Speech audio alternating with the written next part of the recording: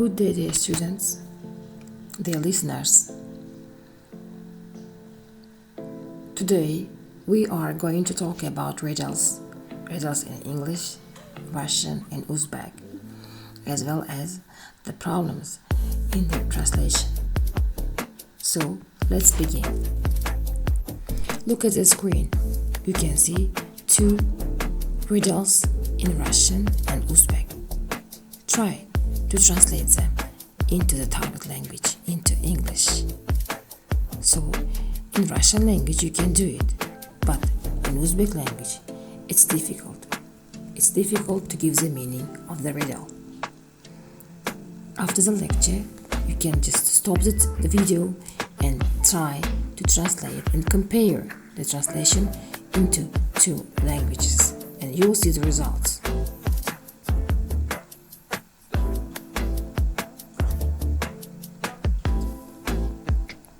Tek desem tegmeydi, tegime desem tegedi.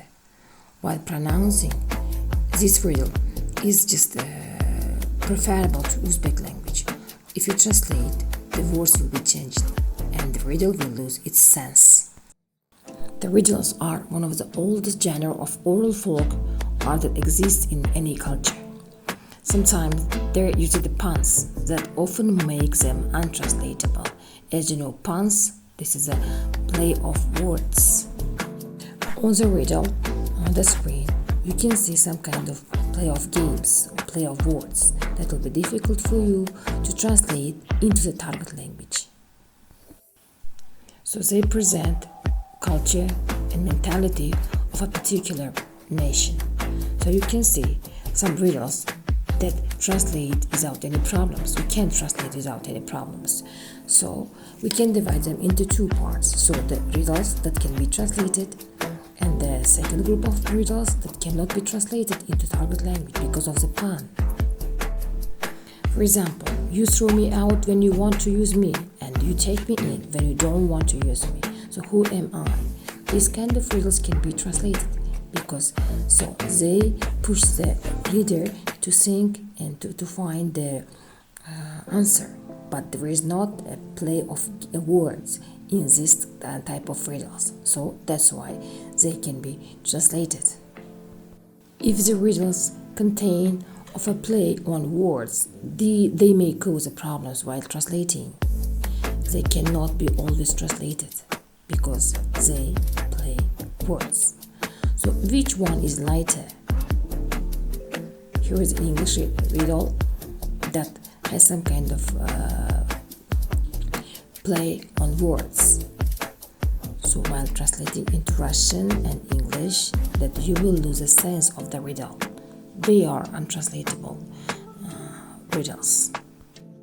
The next one is, what do you serve that you cannot eat? Что вы подаете, что нельзя съесть? So here, in English, it sounds, but in Russian translation, it loses the sense of the riddle. While translating the riddles, you can use omission. You can see examples on the screen. The word then is omitted in the target language. Next one, the answer of the answer was the riddle was a breath. Yeah, the answer of the previous riddle was a breath. The next one, in the translation of riddles, you can use word-for-word translation if there is no play on words. What belongs to you, but others use it more than you do? It is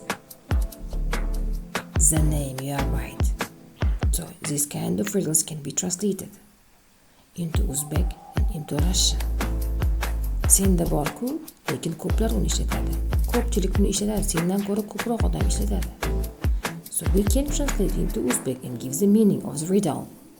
To give the meaning of the riddle, the translators may use addition. You can see on the screen, Russian translators added the words no, уже, but they don't exist in original riddle. So read the riddle and answer will be a secret. These are the riddles that are included to the group that can be translated into target language. Next one, addition. زي add. Всегда. The word всегда is added in Russian language. What can travel around the world while staying in the corner? Что может путешествовать по миру, при этом всегда оставаться в углу? You are right. These are the marks. Marks on the envelope. You see, you can give the meaning in the Russian language and target language. Nima burchakda turadi, butun dunyoni kezadi. O'zbek tilida biz buni ma'nosini berishimiz mumkin. We can give the meaning in the Uzbek language as well. The next one is sentence integration. If the riddle is very long, we can divide them into several parts in the target language. You can see the riddle in English as well as it is divided into several parts in the target language. So the answer was a word. We couldn't manage of the time, and after the lecture we can stop the video and we can read the riddles and their answers very thoroughly after the lecture. Next one is punctuation. Sometimes punctuation differ in two different languages. Imagine that you are swimming in the sea. In Russian, вообрази, and we put comma and then we'll continue. While seeing, sometimes we can give attention to the punctuation as it gives much to give the meaning in translation. So here we can just give some kind of addition to give the meaning. Stop imagining. Достаточно просто перестать воображать. So here you can use add while translating some riddles. Look at the next one. In Russian, with the yellow letters, we gave some edited words in the target language translation. Clean, чистый, свеж. It was a sugar. I couldn't read till the end because the pictures are moving. So the answer of the riddle was a sugar. This type of riddles can be can be fully just rendered into Russian or Uzbek. Equivalence of riddles which in both languages coincide in their components, meanings, imagery and grammatical structure you can see on the following table. All the components coincide in both languages. So, similarly, a small number of examples also provide a group of partial equivalents. You can see the next group of riddles that partially coincide with their components while translating. See example about the hedgehog and the dog. They partially coincide, not fully. You can see some differences in some components. After the lecture, you can stop the video and you can thoroughly read and analyze the translation, and you can see the difference while translating. Some riddles often rhyme with each other, so they require from translator to use rhyming words in the target language. Some riddles sometimes have a word play in the meaning, which cause difficulty in understanding in the target language.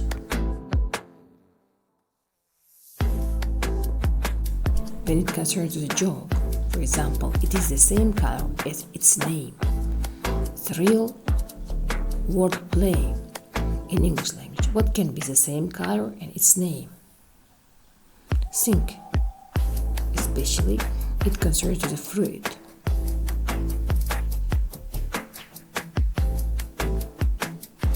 Are you thinking? Have you found it? What is it?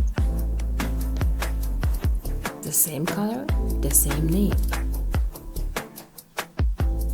I think you guessed.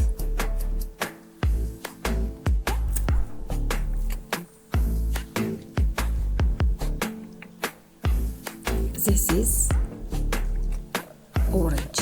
You're right. The same color, the same name. What about translating the same riddle into Russian or into Uzbek?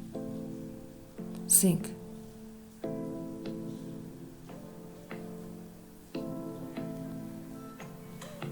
Did you translate? In Russian, it is apelsin. While translating apelsin and оранжевый, they don't coincide, they are not the same. So this causes some difficulties to give the meaning of English riddle into Russian language, as well as in Uzbek language. It is apelsin и оранжевый. There are situations when riddles are borrowed from one language to another. In this case, a word-for-word translation occurred in the borrowing language, so-called калькирование загадки. So we try to translate them word for word. For example, look at the next riddle. It's about a beer. I like to eat fish and beers. I am a beer. While translating, мне нравится есть рыбу и ягоды. But especially the translators say, especially Russian beer are imagined to have not a fish in his hand, but berry or honey. Especially Russian beers are designed in different kind of books or cartoons with the honey in their hand. Look, while translating, they advise not to use the word fish, but to use the word honey. Honey, especially, is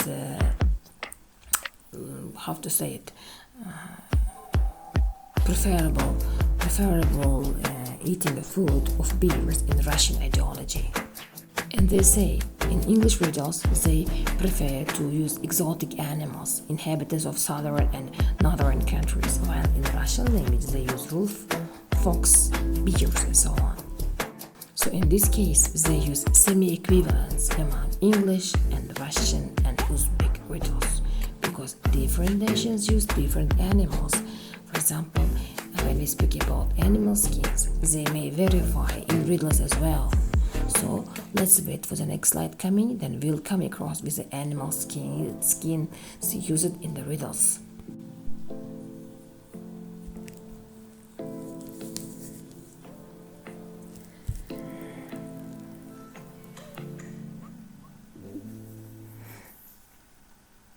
For example, the fur of the fox is called шубкой золотой, золотая шубка, while in English they say red coat.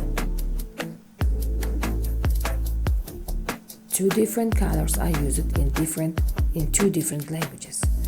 Gold and red, they are different colors, but they speak about the same animal in two different languages.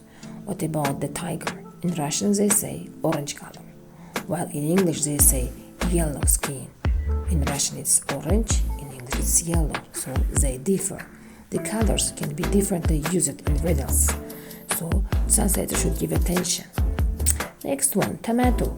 Tomato, especially in Russian language, is vegetation, it's vegetable, while in English riddle it is used as a fruit. But while translating, you cannot translate the word fruit as a frukty. For example, the name is red juicy fruit that we eat in the salads, and so on. But Russian translators use it in their translation the word овощ. Этот овощ быстро очень, and so on. So you should give attention to the meaning of the target language of a word. So in conclusion, we can say that there are various classifications of translation of techniques such as equivalence, partial equivalence, literal translation, while translating the riddles into several languages, into target language. That was all for today. If you have any questions, you are always welcome. Thank you for being with me.